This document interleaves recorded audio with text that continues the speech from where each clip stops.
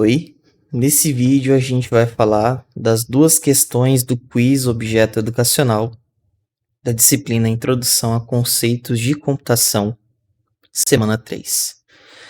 Primeira pergunta diz que em relação aos sistemas de numeração binária, octal, decimal e hexadecimal, é válido afirmar que a conversão de um número inteiro na base decimal para a base binária pode ser realizada via sucessivas divisões por 2. O que é verdade, porque para você converter o número da decimal para a binária, você divide por 2, porque os restos da divisão por 2 são sempre 0 ou 1.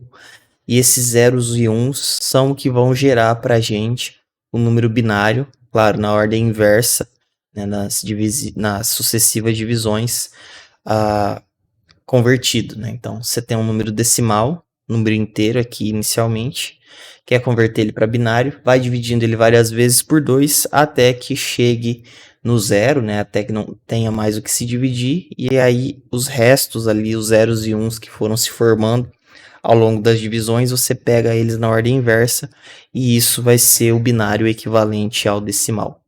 Então, a alternativa A aqui realmente é a alternativa correta. A B diz que o sistema decimal é empregado na representação de números com parte fracionária. Não só o decimal, né? Outros podem ser também. Então, não é porque você tem números binários que você não pode fazer representação de partes fracionárias. A gente tem técnicas para isso. A representação de números na base octal exige 8 bits de memória. Não necessariamente, né? A gente pode ter... depende, né, do que você vai representar. Às vezes pode ter até mais, né? Então, dependendo de tamanho da numeração ali que você quer representar, pode ser mais que isso. Não necessariamente só 8 bits de memória. Ele está falando de 8 bits porque o octal vem de 8 dígitos, né? Então você tem de 0 a 7, pensando aí na numeração decimal. E teoricamente, com 4 bits, na verdade, você representa, né, os 8 símbolos aqui, né? Porque aqui você tem com 4 bits. Aqui você representa 2 dígitos. Aqui você representa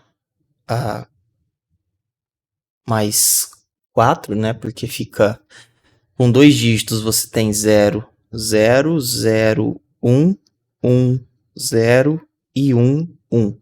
Então você representa 4 símbolos com 2 dígitos. Então na base octal, na verdade, não são 4, né? Como eu falei, são só 3, né? Porque com 3 você consegue fazer 8 combinações.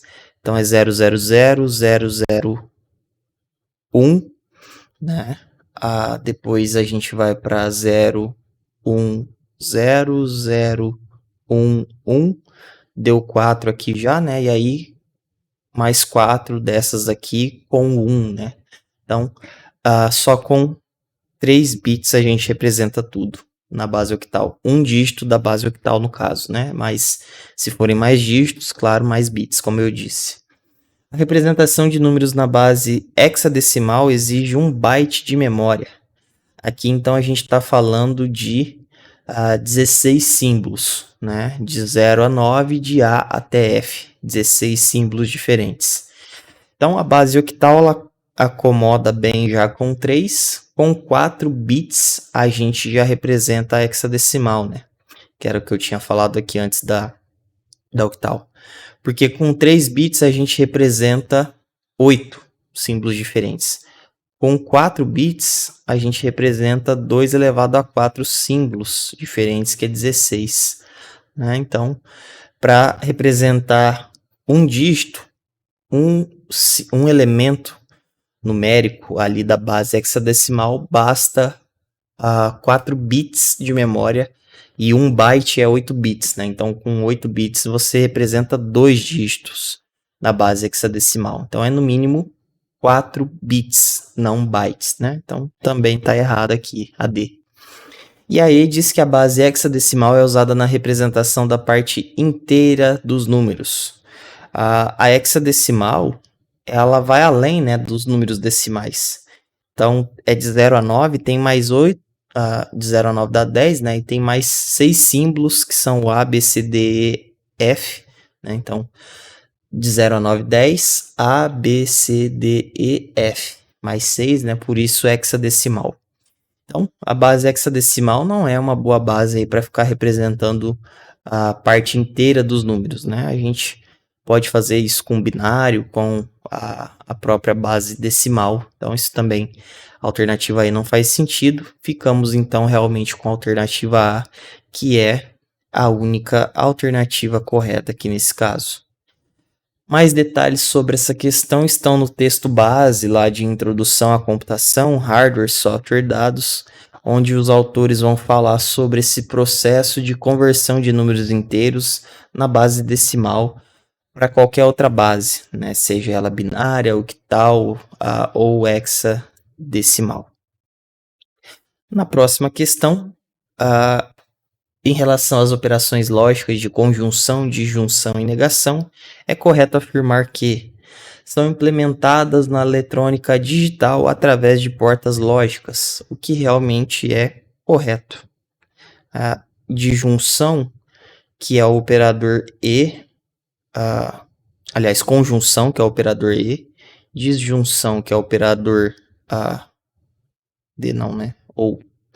Então, a conjunção é o operador OU, a disjunção é o operador E a negação é o operador não, né? Então, a conjunção, disjunção e negação, elas são ideias, elas são operações lógicas que vêm lá da álgebra booleana. Quando você vai montar computadores, circuitos, dispositivos eletrônicos, você pega e usa a ideia da lógica por trás dessas três operações e implementa isso com componentes eletrônicos, né? Então você vai usar geralmente transistores para fazer a lógica do ou, do e, do não, né, funcionarem aqui. Então isso, quando a gente passa mais para eletrônica, mais para a parte de hardware, isso vira, essas operações lógicas são equivalentes às portas lógicas, né? Então a operação de conjunção vira um ou, a operação de disjunção vira um e a operação de negação vira um não. Tá? Então, realmente aqui a A é a alternativa correta. Uma tabela verdade converte conjunções em disjunções, não dá para converter conjunção em disjunção porque elas não têm nada a ver uma com a outra, uma é uma coisa e a outra é outra, então não se converte uma na outra, então incorreta. A negação converte conjunções em disjunções e vice-versa. Não há essa conversão, né, entre as portas lógicas básicas, né? Não se faz essa conversão. Cada porta é uma porta, tem a sua própria lógica, que a gente olha lá nos livros. A D diz que qualquer combinação de portas lógicas pode ser reduzida a uma única operação lógica. E claramente é incorreto, porque você vai construindo circuitos que combinam essas várias portas lógicas e isso não significa que você consegue simplificar sempre eles a tal ponto que isso se reduz a uma única operação lógica. Senão ficaria muito estranho, né? Faria sentido. E E diz que as portas lógicas possuem duas entradas e uma saída. Isso não é verdade porque a porta lógica não só tem uma entrada e uma saída. Isso é verdade para porta O e para porta E. Elas realmente têm duas entradas e uma saída. Mas a porta não é uma entrada e uma saída só. Então não se pode generalizar isso. Por isso a alternativa aí também está incorreta. Ficamos então realmente com a alternativa A, a única correta. Também é baseada lá nas páginas 73 a 75 do livro Texto Base de Introdução à Computação. Então lá os autores vão falar dos operadores lógicos, falar das suas implementações na eletrônica digital, né, inclusive aí usando as portas lógicas. Então com isso finalizamos aqui as duas questões do quiz Objeto Educacional de Introdução à Computação, semana 3. Se você não apoiou, está assistindo a gente pelo YouTube, faço o pedido para que você apoie a gente aqui, né, com o Pix que está aqui do meu lado na tela. E claro, se você ainda não é nosso apoiador classe A, considere se tornar um apoiador classe A. O link está aqui na descrição para você fazer a sua matrícula. Agradeço por ter visto até aqui e até a próxima.